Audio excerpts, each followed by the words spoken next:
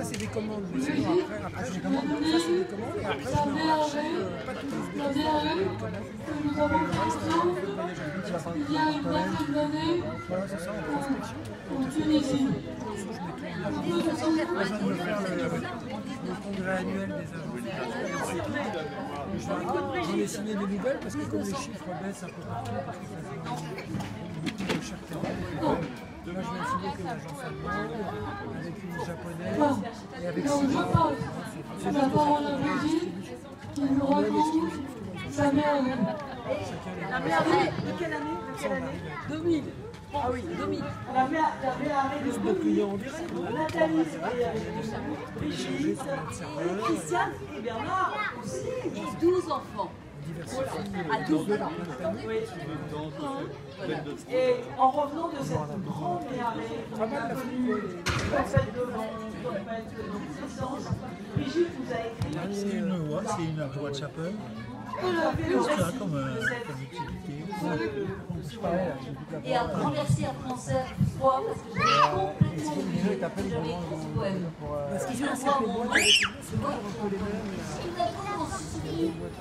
mais moi j'avais plus à la maison. Donc merci beaucoup pour toi. Alors, le premier jour, le ciel s'est brouillé. L'immensité était turbulente. Les volutes de sable dansaient sur les touffes d'herbe. Brouillard sec, lumière dans la transparence piquante à peine le voile de neige. Les yeux derrière nos sèches, nous suivons le rythme mouvant de ces poussières beiges.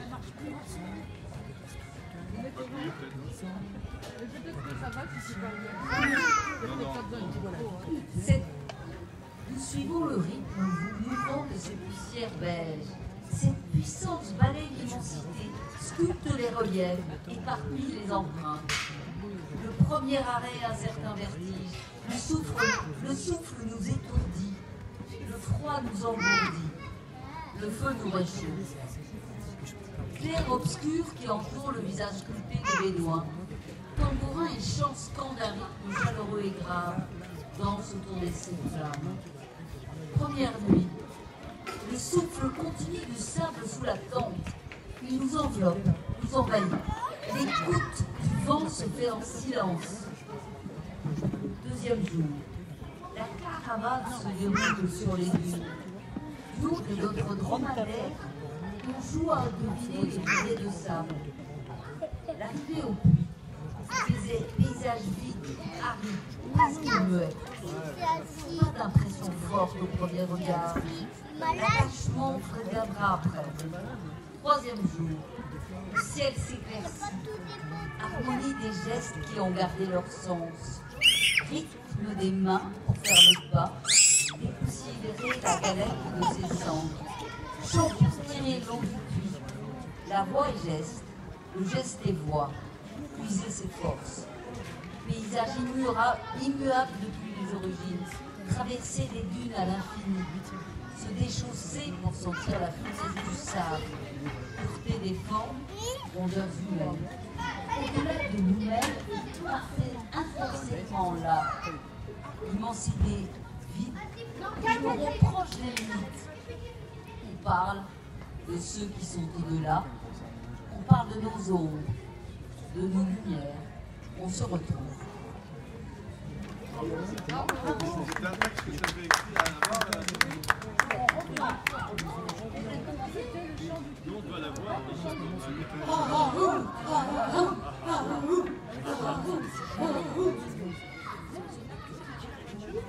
Et maintenant,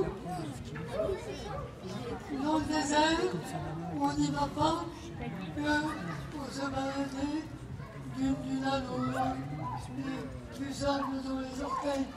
On peut faire une découverte étonnante, comme celle que l'autrice Isabelle Jarry raconte d'une découverte que j'ai faite en 1900.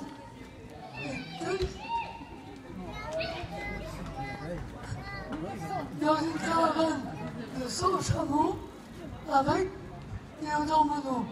On s'accroche au poil de la bosse. c'est Bernard Renaud qui nous narre cette anecdote. C'est une histoire.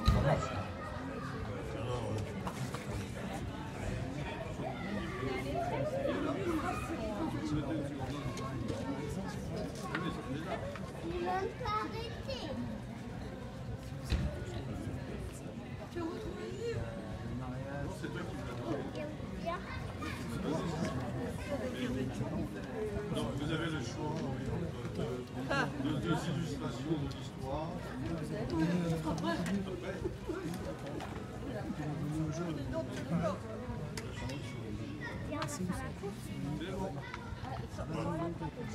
J'entends des marches derrière moi, le pas s'accélérait, l'eau se rapprochait.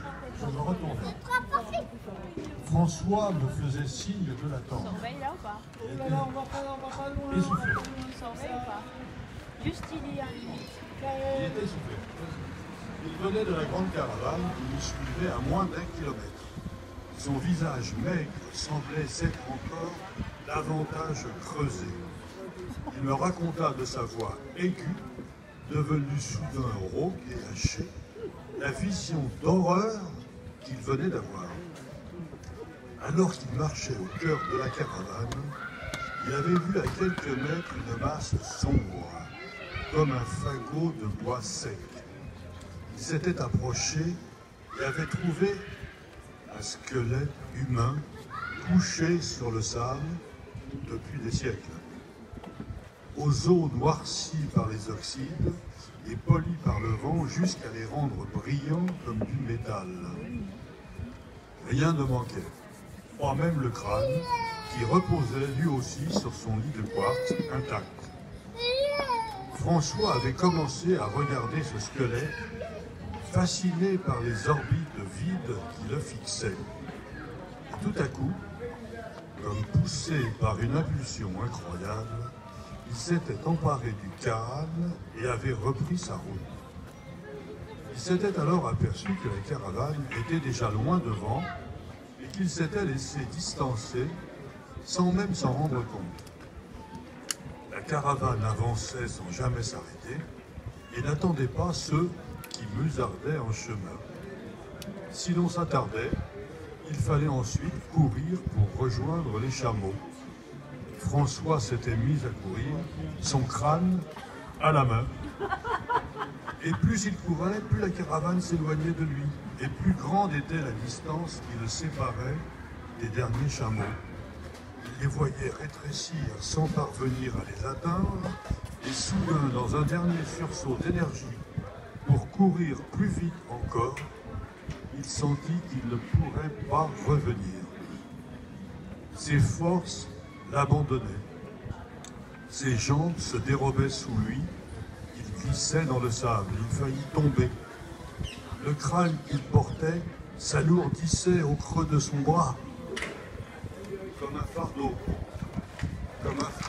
comme un fardeau qu'il aurait tiré vers le sol. Il sentit tout à coup que ce mort qu'il avait ramassé l'entraînait à sa suite vers sa propre mort. La caravane ne l'attendrait pas. Il allait s'écrouler dans le sable et mourir d'épuisement. Ses jambes couraient encore machinalement dans un mouvement désordonné. Il trébuchait, s'essoufflait de plus en plus, et pourtant jamais il ne songea à lâcher cette tête qui lui renvoyait à chaque instant l'image d'un autre squelette qui allait être le sien. François voyait sa mort et luttait de toutes ses forces pour rester en vie. Ses poumons le brûlaient. Il lui semblait qu'on lui arrachait les membres. Sa tête explosait en 1000 étoiles blanches, mais il courait toujours. Bientôt, la traîne de la caravane fut à quelques enjambées. François avait regagné la masse indifférente des chameaux et des hommes. Il s'arrêta de courir, reprit son souffle et rejoignit bientôt un petit groupe de Touaregs. Leurs figures s'assombrirent lorsqu'ils virent le crâne. Désemparé, trop ému par l'effort qu'il venait de fournir, François se mit à plaisanter, faisant mine de jouer avec la boule noire, secoué d'un rire nerveux qu'il ne pouvait dominer. Les Touaregs le regardaient de plus en plus bizarrement et lui criaient de lâcher la tête de mort. François leur répondait qu'il voulait la garder. Les hommes insistaient, il le secouait pour qu'il cessât de rire, tant et si bien que François abandonna son crâne et le rendit au sable, pauvre tête isolée de son corps, qui gisait maintenant sur le sol comme une fatale balise. Une fois calmé, François avait quitté la grande caravane et avait marché aussi vite qu'il pouvait pour rejoindre notre petit groupe. Je n'avais pas ouvert la bouche pendant qu'il me racontait son histoire. Je restais stupéfait et incrédule, terriblement impressionné. La mort était-elle si proche de nous qu'elle nous serre d'aussi près? Nous entourait-elle de son aile invisible, prête à nous emporter dès que nous nous écartions de la route? La ligne que suivait la caravane était celle de notre vie. Nous marchions sur un pont étroit qui franchissait un précipice.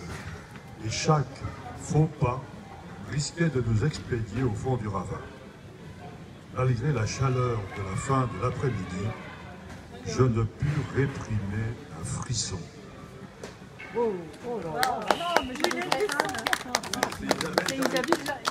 Isabelle Jarry qui a écrit sur Théodore Monod. François a suivi avec Moi, je voudrais lever un point à tort. Elle a fait Isabelle Jarry. Ah oui, un faux à terre. Le vrai du faux, oui, c'est ça. C'est vrai du tout. C'était un voyage. Oui. Il y avait, moi je voulais absolument faire une grande caravane Touareg. Et donc je tombe. Il y avait un ami qui organisait. C'est celui-là. C'est sûr. Ah oui, oui. Qui organisait une grande caravane pour renoncer les Touaregs sur la piste du commerce caravanier. Donc je m'engage avec une équipe de télévision. Il y avait une écrivaine, une autrice, Isabelle Jarry, un photographe, Jean-Luc Manot, et on part joyeusement pour une quinzaine de jours sans eau, sans électricité. Non. Est-ce que Nathalie... Oui. Alors, on Bon, va lui donner la parole parce que... sans eau, Un dernier poème. c'est avant-dernier. Alors Nathalie, et donc, on n'est pas obligé d'aller dans le jardin pour ramasser des crânes fossilisés. Il y en a qui vont. Non. Oui, Crâne. crâne, oui. On peut aussi y aller pour participer au marathon de dromadaire. On a tous créé il y a une trentaine d'années. Et donc, Pascal Lévy était la première femme à participer à ce marathon. Et elle a créé par la suite une équipe féminine de jockeys de dromadaire. Je passe la parole à Nathalie qui va nous dire notre spectacle.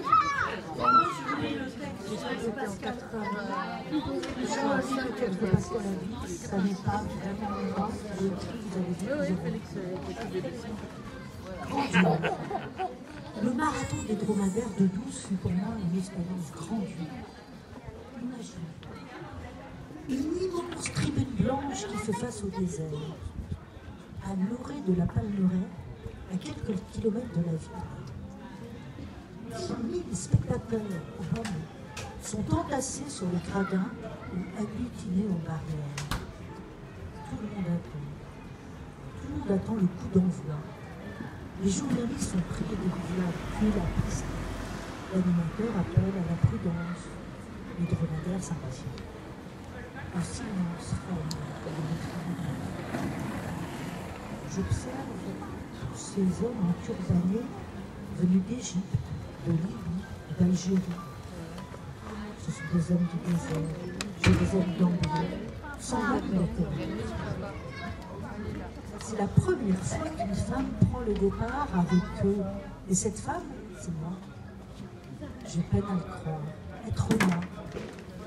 Quelle que soit la suite de l'histoire, c'est déjà un privilège. Merci François Bray. Merci d'avoir été le passeur, celui par lequel l'extraordinaire est arrivé. Je suis souvent heurtée par tes manières, et cette expérience de vie, je te la dois. Elle n'a pas de prix. Je suis pleine de joie, de fierté et de reconnaissance. Messieurs, j'ai l'honneur de courir à vos côtés et je vais tâcher d'en être digne. C'est parti. Mon Méhari s'élance à vive allure. Chihili, c'est son nom, qui évoque la chaleur avant l'Afrique. C'est une bête de course. Chihili fonce au grand trot. Nous voilà partis vers l'inconnu. Dans l'effervescence du départ, j'ai oublié de croiser mes jambes sur le trou. Je m'agrippe au poil de la bosse, le temps de retrouver mon équilibre. Encouragé par un semblant de stabilité, Chihili accélère. Je double François qui m'avait devancé sur ma droite. Je ne lâche plus la bosse de mon dromadaire car Chihili court de plus belle. Nous remontons le pont. Je laisse filer, c'est trop grisant. Je n'ai pas le freiner d'emblée, casser son bel étang. Vas-y, Chihili. Je m'accroche toujours à la recherche de mon assiette. Je rattrape in extremis ma cravache en cuir toute neuve, cadeau secret d'un admirateur local, que ma main droite cramponnée à la bosse n'a pas encore apprivoisée. Nous amorçons le premier grand virage à gauche, celui qui nous oriente face au désert. Chihili rattrape un à un les dromadaires de tête. Je me retourne sur les hommes que nous dépassons, moi-même dépassée par ce qui se passe, presque prête à m'excuser de les défier enfin, ainsi. Et soudain, l'incroyable s'est produit. Il n'y a plus personne devant moi. Je les ai tous devancés. Je suis en tête de la course. Ah, s'il y a une situation que je n'avais jamais imaginée, c'était bien celle-là. Je crois rêver. À peine partie, j'ai déjà ma minute de gloire. Jusqu'à l'arrivée, rien ne dépassera la force de l'émotion qui m'étreint à cet instant. Une question fuse aussitôt dans ma tête. Et maintenant, je suis devant, mais je ne connais pas le chemin. Le paysage du parcours est illisible pour moi. Je n'ai pas la moindre idée de la direction à prendre. La stratégie, c'était de toujours suivre au moins mon concurrent, aussi longtemps que possible. Alors, pour la première fois depuis le départ, je ralentis Chihili. Je n'ai pas le choix. De toute façon, je m'étais promis de le ménager dans la première partie du parcours. C'est le moment de revenir à la raison. C'est à contre-cœur que je tire sur la bride. De ce moment de grâce, je vais tirer l'énergie qui me mènera sans la moindre souffrance jusqu'au bout de la course. Chaque seconde, chaque minute sera un bonheur total. Pascal Lévy qui a fait le marathon des années durant. Ah ouais, des années durant. Et puis maintenant, elle a écrit le bien en 2003, et maintenant elle anime les ateliers d'écriture en Bretagne. Alors, il y a encore un texte que nous devons de lire, c'est le carnet de marathon d'Olivier Philippono, qui est le grand organisateur de courses de chameaux en France. Il vient d'avoir un accident de chameau qui aurait pu être très grave. Finalement, il s'en remet avec quelques côtes cassées, mais redonnons-lui le cœur à l'ouvrage en lisant son texte. J'ai nommé d'office Philippe Lissac. Ah bon, bravo.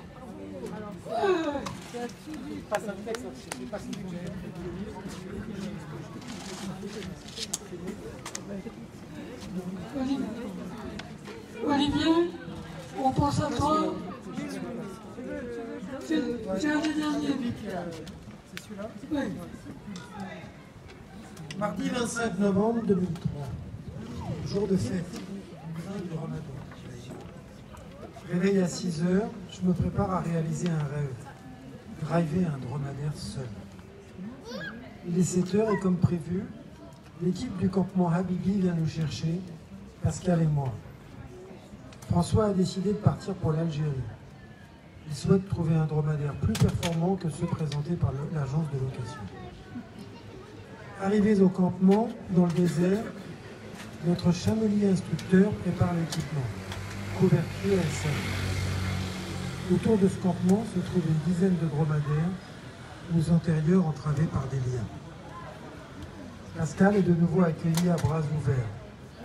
Je sens qu'elle est respectée pour sa gentillesse, son écoute, la compréhension de ce monde tunisien et pour sa valeur à driver un dromadaire. Notre instructeur, Mohamed, nous donne nos chameaux. J'ai le droit au bon chameau des débutants, moulant mais sûr. Moulant, M-O-U-L-E-N-T, j'ai un petit interrogation, c'est du vocabulaire de camélomane. Il faudrait l'expertise de François, mais bon. Dès les premières minutes, je me sens à l'aise et n'éprouve aucune peur. Je comprends rapidement les mécanismes des pieds nus sur l'encolure de l'animal et l'assiette à avoir pour être bien. Pendant 3h30, nous allons alterner pas et petit trot. Je suis heureux, aucun gros problème, sauf peut-être une grande fatigue dans les jambes. Soudain, Monsef me demande si je veux essayer son dromadaire. J'assois mon dromadaire et je me précipite sur le sien, le remercie et me voilà parti. Bonheur, bonheur, je reprends goût à la vie, au plaisir. Je n'ai plus mal dans mes muscles. Il est éduqué, agréable à monter et il a envie de courir. Un vrai plaisir. Je me sens revivre et je découvre à cet instant ce qu'est un méhari de course. Un animal agréable, une monte surprenante, une vitesse très correcte et un confort d'assiette impressionnant. Je prends mon temps. J'ai l'impression d'avoir la confiance de Monsef et Mohamed. Ils me font confiance. Olivier Filippono, novembre 2003.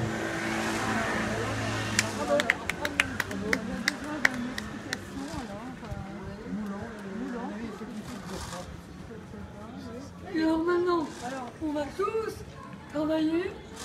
Il faut ouvrir le petit recueil par la page, dit à tout le monde.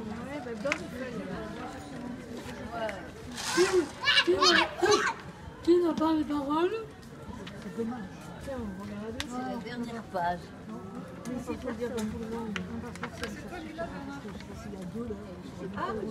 Et donc, c'est le poème fétiche de 2005. Attends, je vais en donner un. Tiens, vas-y.